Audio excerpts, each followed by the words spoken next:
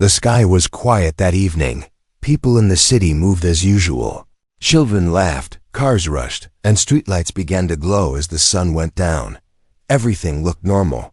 Everything looked safe, but suddenly, the air itself seemed to tremble. A low hum shook the ground. It was deep, powerful, and unnatural. People stopped and looked up. At first, it was just a shadow in the sky.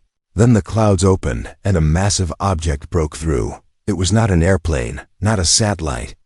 It was something far larger, far brighter, and far more terrifying. The ship covered the horizon, shining like a golden blade cutting across the heavens. Its surface shimmered as if alive. Lights ran along its body, pulsing like a heartbeat. The crowd on the streets gasped. Some screamed, some prayed, and some recorded on their phones, but no one could believe their eyes. Governments around the world went into panic. Jets scrambled. Military radars screamed warnings. But the golden ship did not fire. It simply hovered over Earth, calm and silent, like a predator waiting for its prey. Then the ship spoke. A voice, smooth but commanding, thundered across every device. Every screen flickered on. Phones, televisions, even dead radios came alive. The message was clear, not in English, not in Chinese, not in Arabic, but in a strange universal tongue that every human suddenly understood. People of Earth, do not fear. We are the Amazons. We come not to destroy, but to give you a choice. Crowds froze. Fear turned into confusion. Who were they? Why now? Why Earth? The golden ship descended slowly, and then a smaller craft detached and landed in the middle of the city square.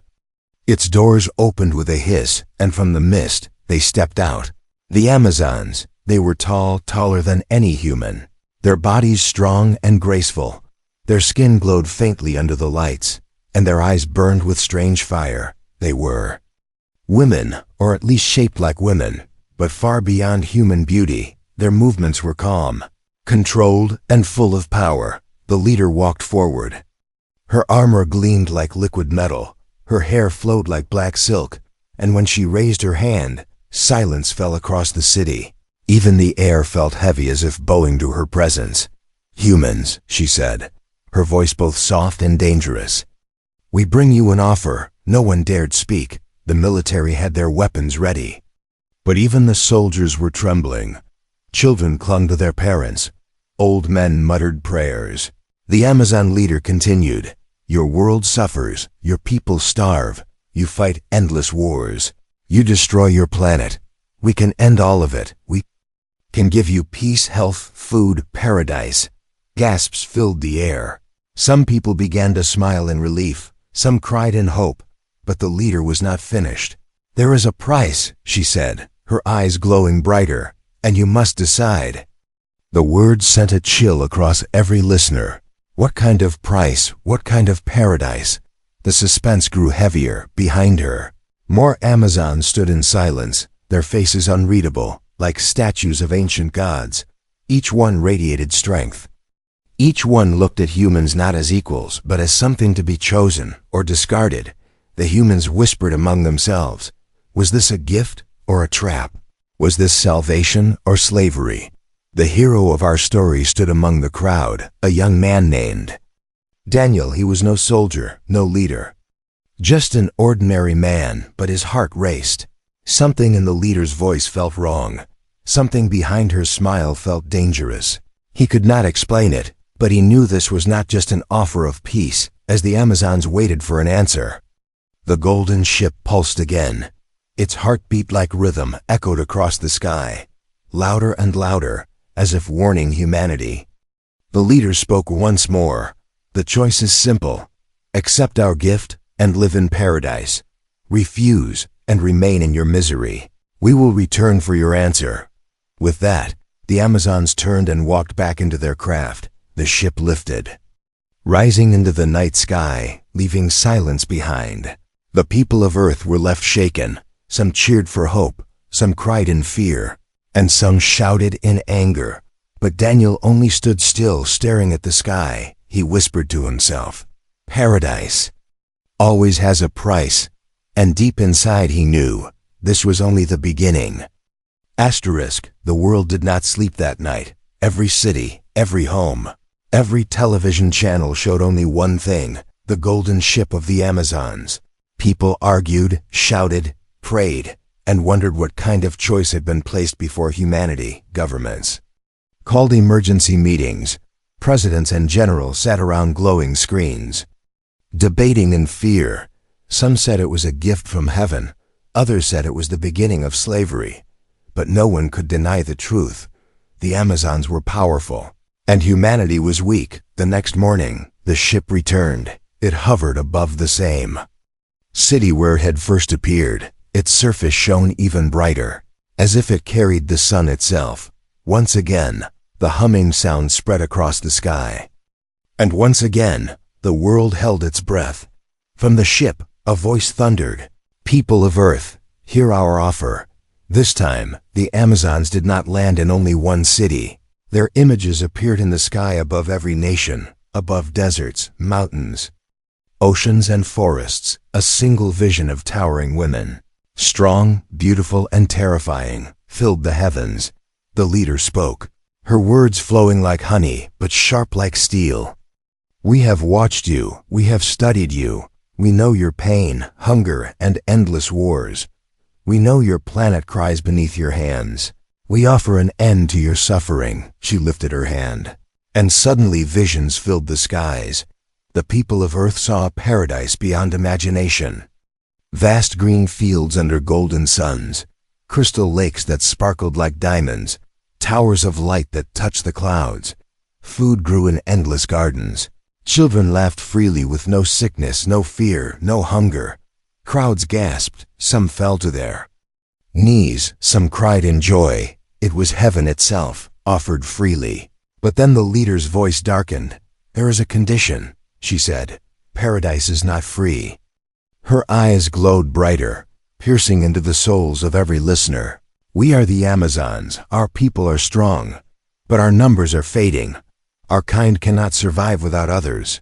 We need you. We need men, strong men, loyal men, willing to give themselves, willing to live with us, to share their strength, to be our chosen mates." The world froze. At first, people did not understand.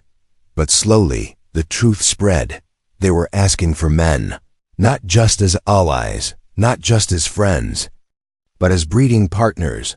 The leader continued, "In return, we will give all of humanity paradise. The men who join us will be honored, worshipped, and cared for. They will live lives of pleasure and glory. Their families will live in comfort. Forever, none will hunger, none will suffer, none will die in misery." The vision of paradise glowed brighter, and the offer wrapped itself around the hearts of many. On the streets, people began to whisper. Some young men stood taller, imagining themselves living with these godlike women in shining palaces. Some women looked at their husbands and brothers with fear. Others looked with envy. But not all were convinced. Daniel stood among the crowd. His heart pounded as he watched the images of paradise. It was beautiful, it was tempting, but deep in his chest, something felt wrong. He whispered to himself, "If it is truly paradise, why does it feel like a cage?" Around him, people shouted.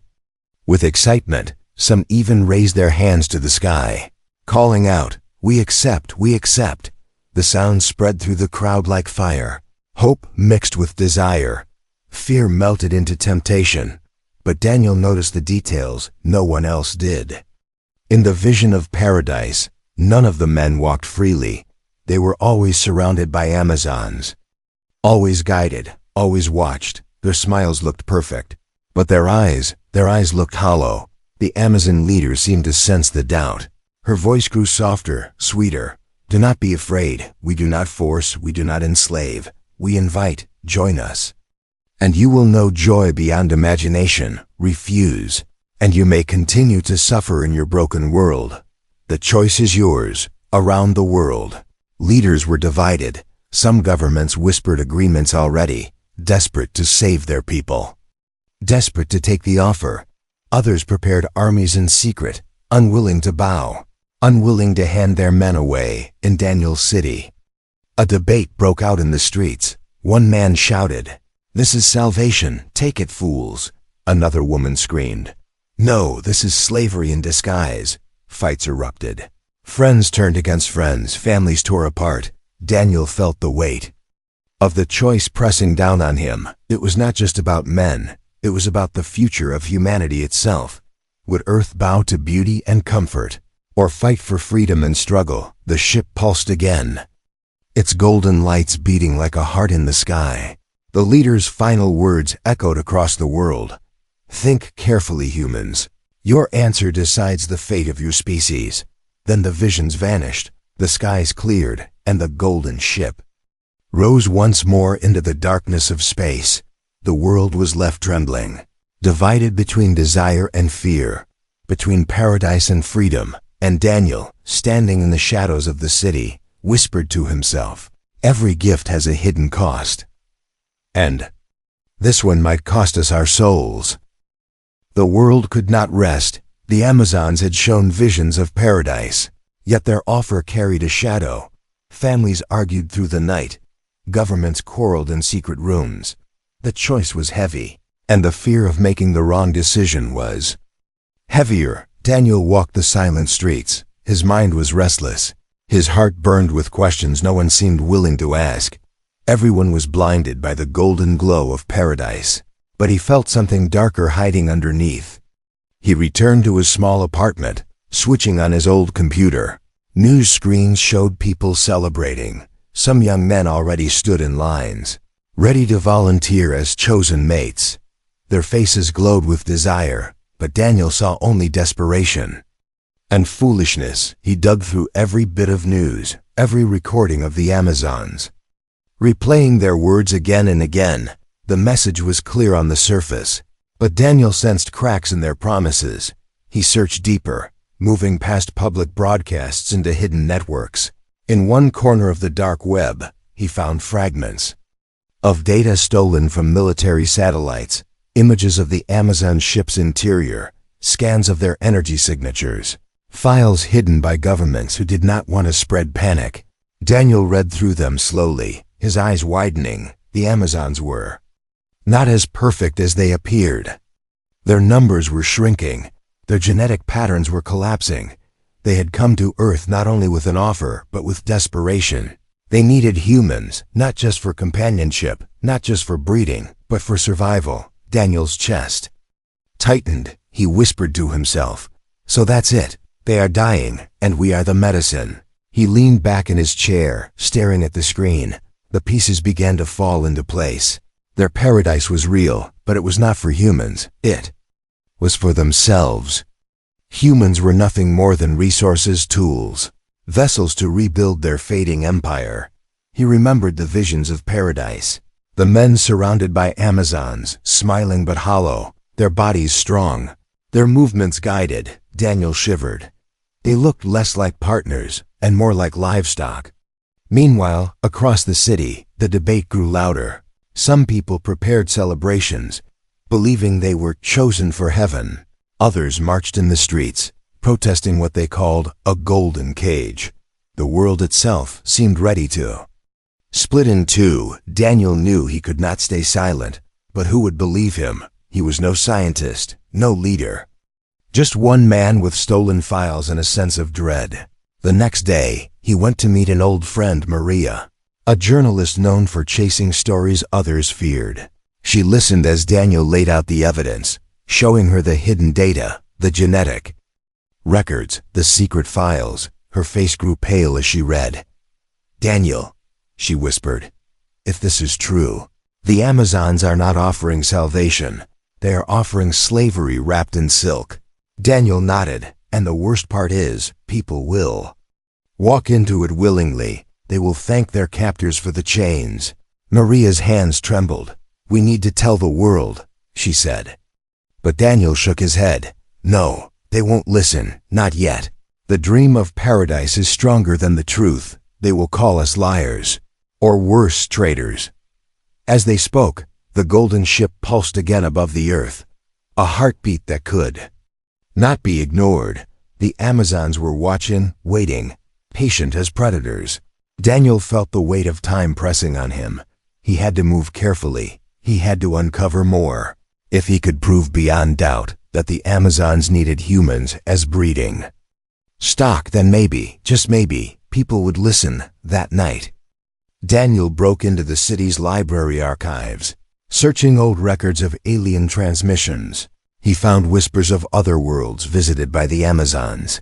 Planets once thriving, now silent. Reports buried in dust spoke of civilizations promised paradise, only to vanish within decades. His blood ran cold. He whispered, "We are not the first. And if we accept, we won't be the last." The next morning, Maria published a coded report, hinting at the truth without revealing her source. She described the Amazons' hidden weakness, their need for human strength, their history of broken promises. The article spread quickly, sparking both fear and denial. Some called it fake news, some called it dangerous propaganda, but a few began to doubt. A few began to look closer. A few began to whisper the same words Daniel had spoken. Paradise always has a price, but the Amazons were not blind. They saw the resistance forming. They saw the seeds of rebellion, and for the first time, their calm voices grew sharp. The leader appeared in the skies once more, her glowing eyes colder than before. "Do not listen to liars," she said. "Do not let fear steal your future. Those who resist are enemies of paradise. They are enemies of you all." Her words were like fire, burning into the hearts of the people, turning neighbor against neighbor. Daniel knew then that the battle had begun. It was not just about survival. It was about truth, about freedom, about whether humanity would walk willingly into a golden cage. And deep in his heart he swore, "I will not let them take our souls, even if I have to stand alone." The world stood on the edge of a knife. Some humans saw the Amazons as saviors. Others saw them as conquerors wearing golden masks.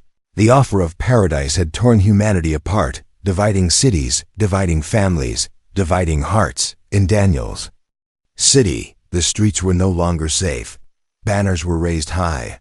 On one side stood the believers, people who accepted the Amazons' promise. They wore golden symbols, chanting in praise, dreaming of a world without hunger or war.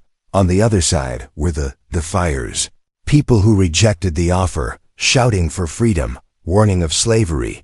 Their voices echoed with anger and fear. Daniel walked among the crowds, watching friends turn into enemies.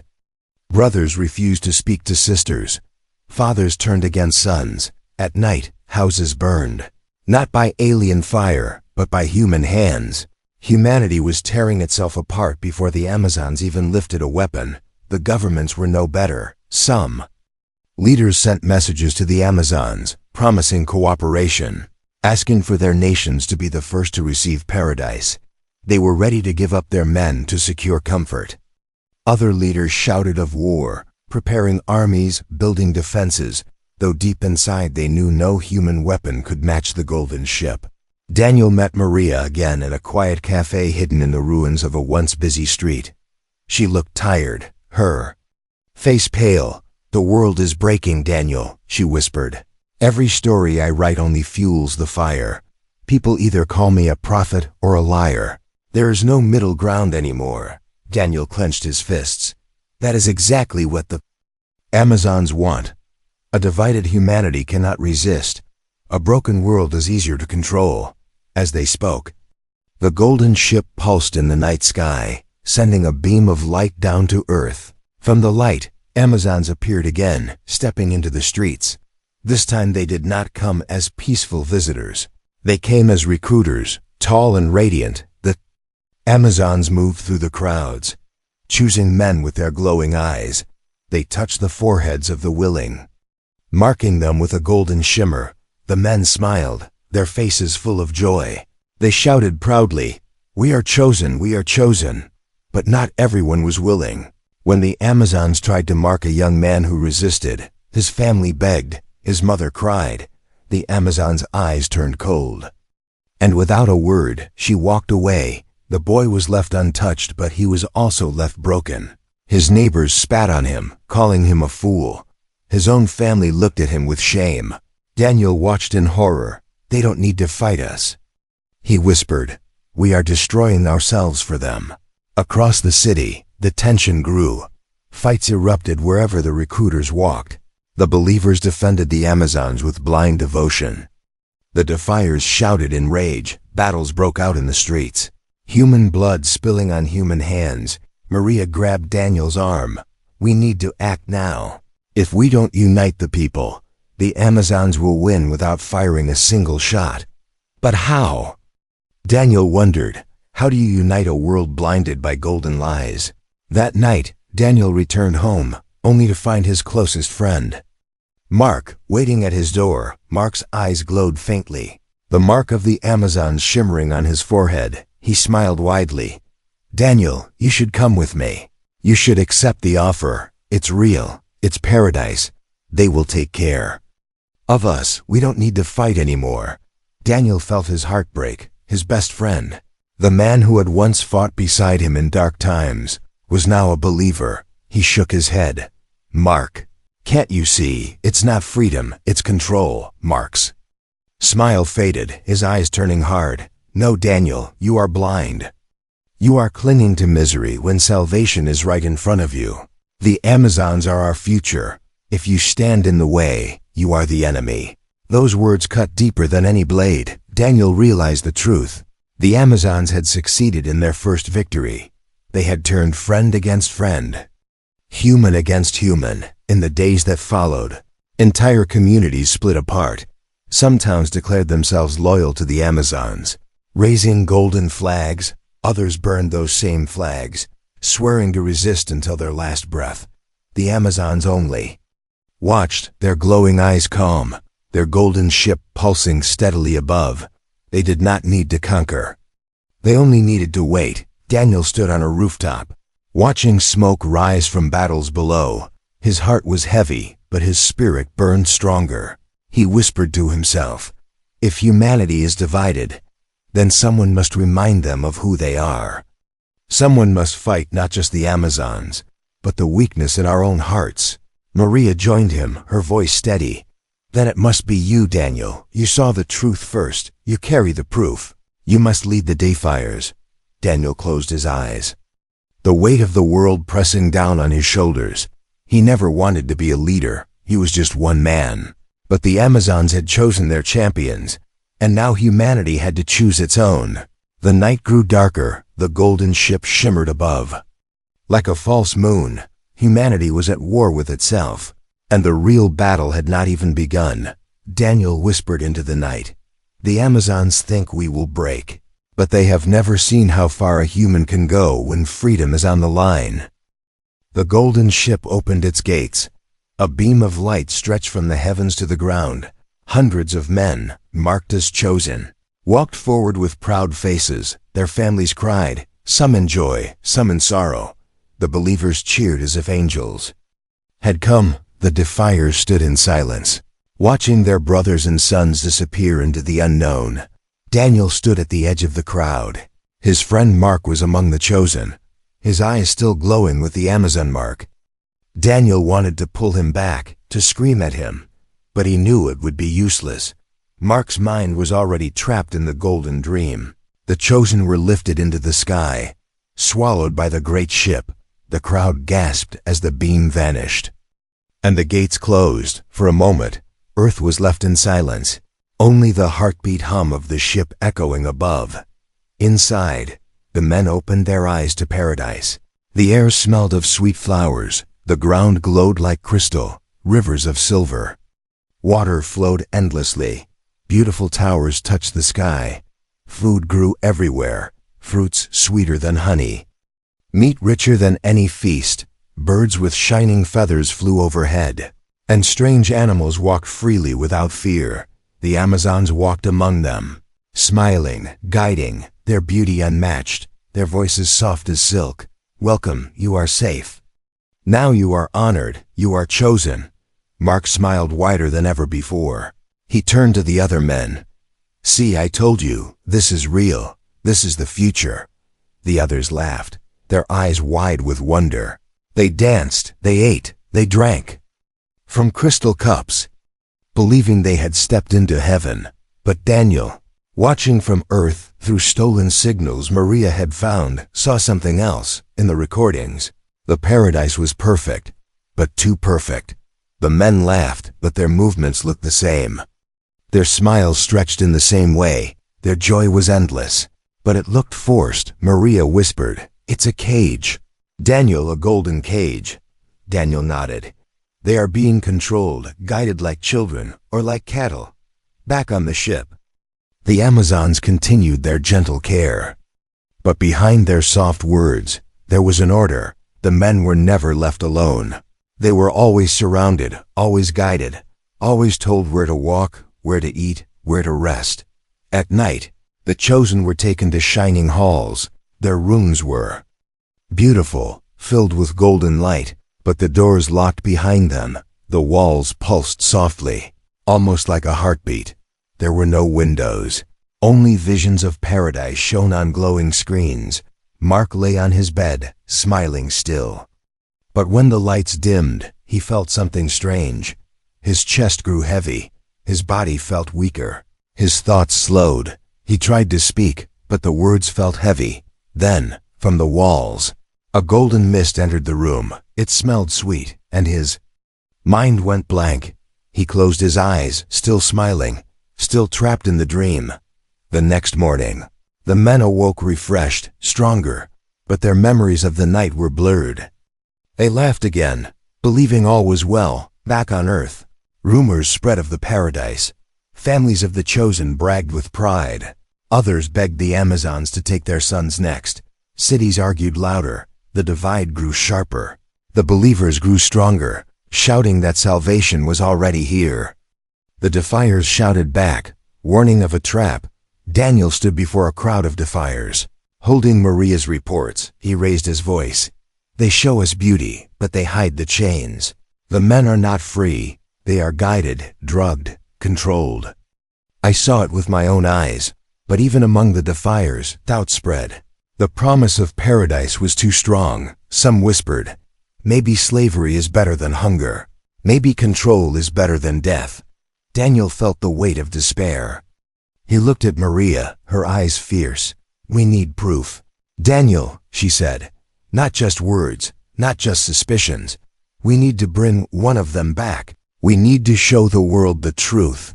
Daniel's heart raced. It was madness, but she was right. They had to find a way to break into the golden ship, to rescue one of the chosen, to show the world what paradise really was. Meanwhile, on the ship, Mark walked through the glowing gardens, his eyes brighter than ever, his smile unbroken. The Amazons guided him gently, their voices sweet.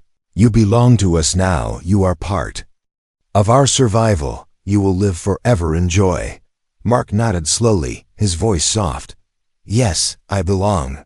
But deep inside, a part of him felt the chain, a whisper in the back of his mind, a memory of Daniel's warning.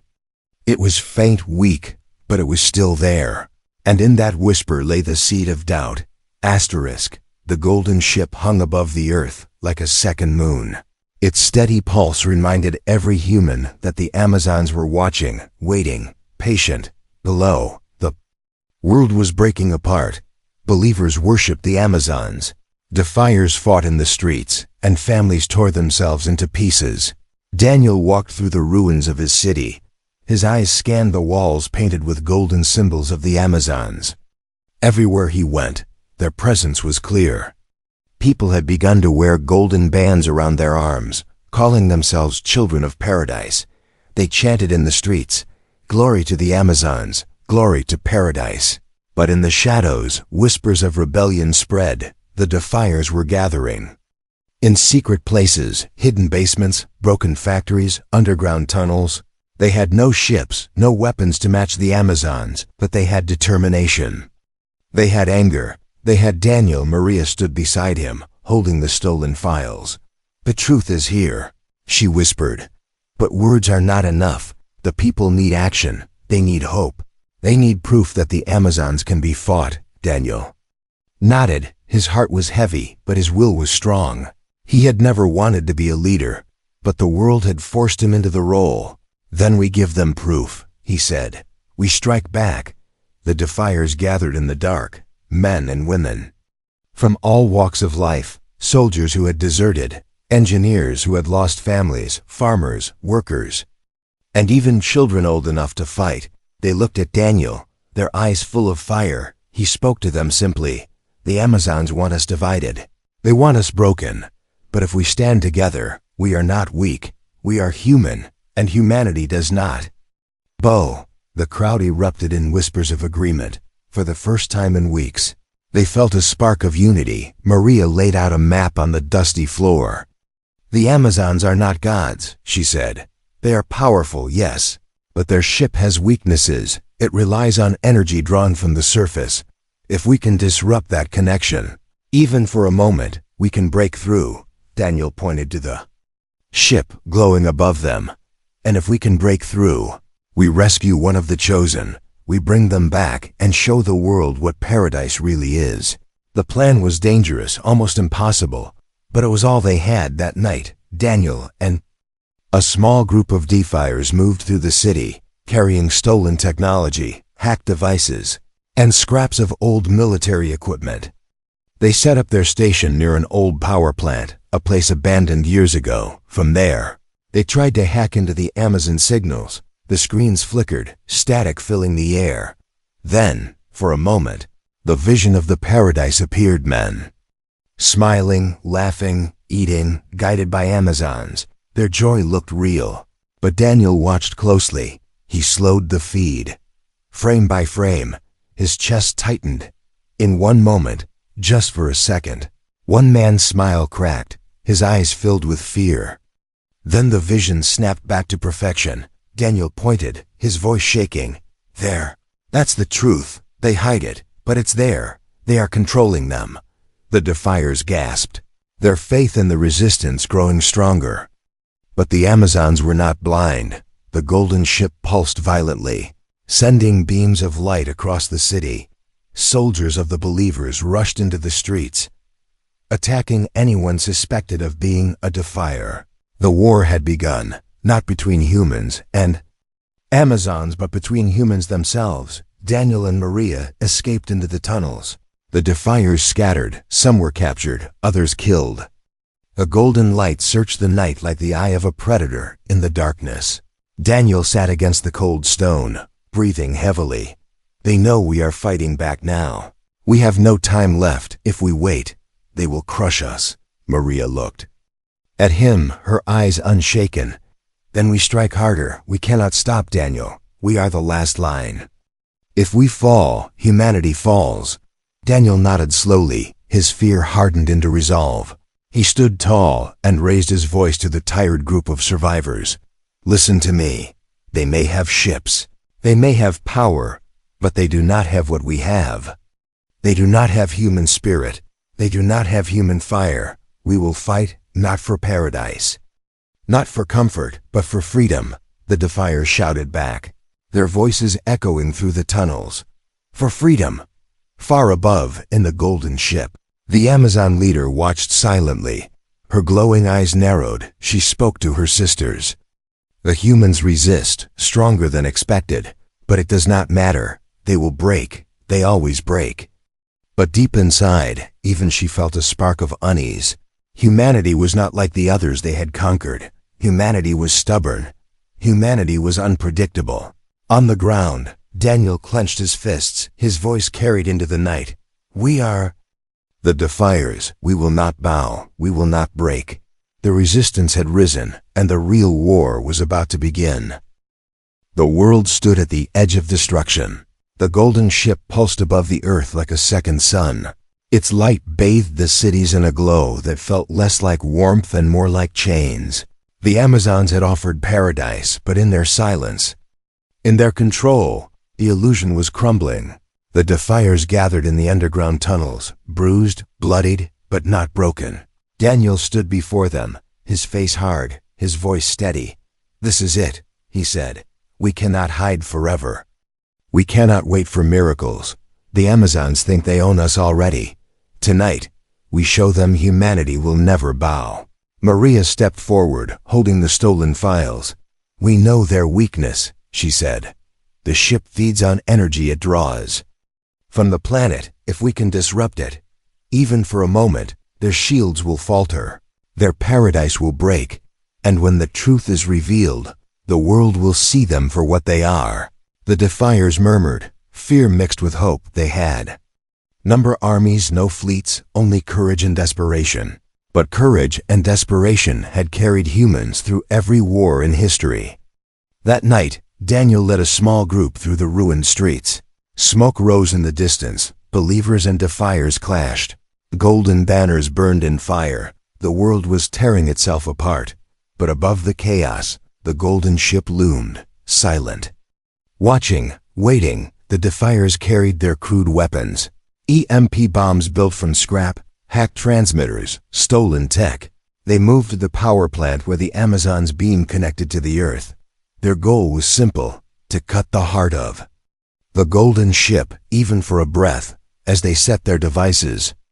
The air grew heavy, a beam of light cut down from the ship, and the Amazons descended, tall, glowing, radiant in their beauty and terrifying in their power. Their leader stepped forward, her eyes blazing. Foolish humans, she said, her voice shaking the ground. You resist paradise, you choose misery. You are children playing with fire, and fire will consume you. The defiers trembled. But Daniel stepped forward, his voice cut through the silence. Paradise without freedom is not paradise. It is slavery wrapped in gold. You do not offer life, you offer chains. And humanity will never accept chains. The leader's eyes narrowed. Then you choose death, she said. The Amazons advanced, their presence like storms. But Daniel gave the signal. The MP devices exploded with a blinding flash. The golden ship above flickered, its steady hum breaking for the first time. The light of paradise cracked, and for one moment, the illusion failed. The chosen men inside the ship cried out. Their hollow smiles broke, their eyes filled with fear. Some screamed, some begged for freedom. The vision of paradise shattered, revealing locked rooms, cages, golden chains hidden behind the dream. The people of Earth saw it too. The broadcast spilled across every screen, every device lit up with the truth. Men drugged and controlled, Amazons whispering commands. A paradise that was nothing more than a prison. The world gasped, believers froze in shock. Their faith cracked, their golden banners fell. Families wept as they saw their sons trapped like cattle. For the first time, the Amazon's mask was broken. The leader roared in fury, her voice no longer sweet but sharp like a blade. You dare defy us. You dare betray the gift we gave. Daniel shouted back, his voice raw. We are human, and we will never belong to you. The defiers charged, throwing everything they had. Explosions lit the night. Fire rained down. The Amazons fought back with strength beyond human measure, but the world had seen the truth. And once humans see the truth, they cannot be blinded again. Across nations, defiers rose. Believers turned against their false gods. Armies that once bowed now raised their weapons. Humanity stood as one, united not by fear, but by fire. The battle raged. Daniel fought with everything he had. He saw Mark among the chosen, broken. But in that moment of freedom, Mark's eyes cleared. He tore the golden mark from his forehead and screamed, I am not yours. Before the Amazons could stop him, he joined Daniel in the fight. The Amazons, for the first time in their history, faltered. They had conquered worlds with promises and illusions. But humanity was different. Humanity chose struggle over comfort. Humanity chose freedom over paradise. The golden ship flickered. Its great hum broke, its lights dimmed. The leader fell back, her glowing eyes filled with something she had never known before. Fear. Daniel stood tall, his voice carrying through the smoke and fire. Leave this world, leave humanity. We will never be your slaves. The leader glared, her voice low and dangerous. This is not the end, human. One day you will beg for paradise again. With that, the Amazons retreated, their ship rising into the night sky, disappearing into the stars. The earth was left in silence, broken but unbowed. Daniel stood among the ruins, his chest heaving, his eyes lifted to the empty sky. He whispered, "We chose freedom, no matter the cost." Maria placed a hand on his shoulder, her voice soft. "The world will remember this day. The day we said no to paradise.